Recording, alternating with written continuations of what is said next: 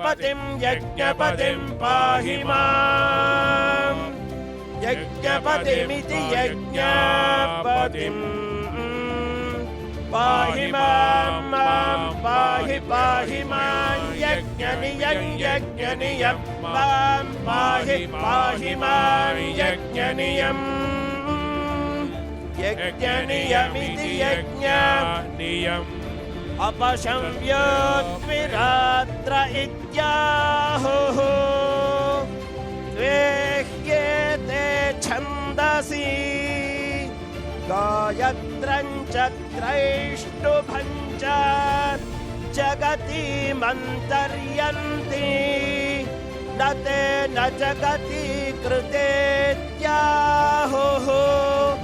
यदेनं तृतीयसपने कुर्वन्तीति यदा वा एषा हीनस्याहर्भजते साह्नस्य वासवनम् अथैव जगति कृता अथ पशव्यः युष्टिर्वा एष द्विरात्रः य एवं विद्वान् विरात्रेण यजते ये वास्मा उच्छति अथोतम एवापहते अग्निः सर्वा देवताः देवता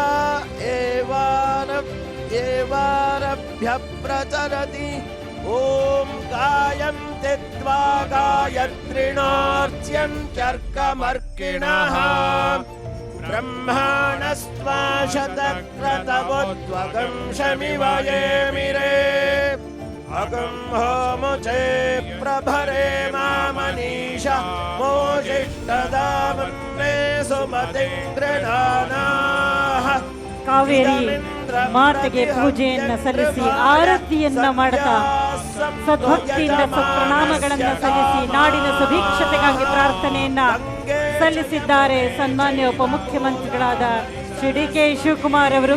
ಅವರ ಜೊತೆಯಾಗಿದ್ದರೆ ಮಾನ್ಯ ಸಚಿವರಾದ ಎನ್. ಚೆಲುವರಾಯಸ್ವಾಮಿ ಅವರು, ಶಿವರಾಜ್ ತಂಗಡಗಿಯವರು, ರಮೇಶ್ ಬಂಡಿ ಸಿದ್ದೇಗೌಡರು, ಜಗದ್ಗುರು ಶ್ರೀ ಶ್ರೀ ಶ್ರೀ ಸಿದ್ಧಲಿಂಗ ಮಹಾಸ್ವಾಮೀಜಿಯವರ ಅಧ್ಯಕ್ಷರು ಶ್ರೀ ಸಿದ್ಧಗಂಗಾ ಮಠ ಅವರು ಕೂಡ ಭಾಗಿಗಳಾಗಿದ್ದಾರೆ. ಸನ್ಮಾನ್ಯ ಉಪಮುಖ್ಯಮಂತ್ರಿಗಳಾದ ಶ್ರೀ ಡಿ.ಕೆ. ಶಿವಕುಮಾರ್ ಅವರು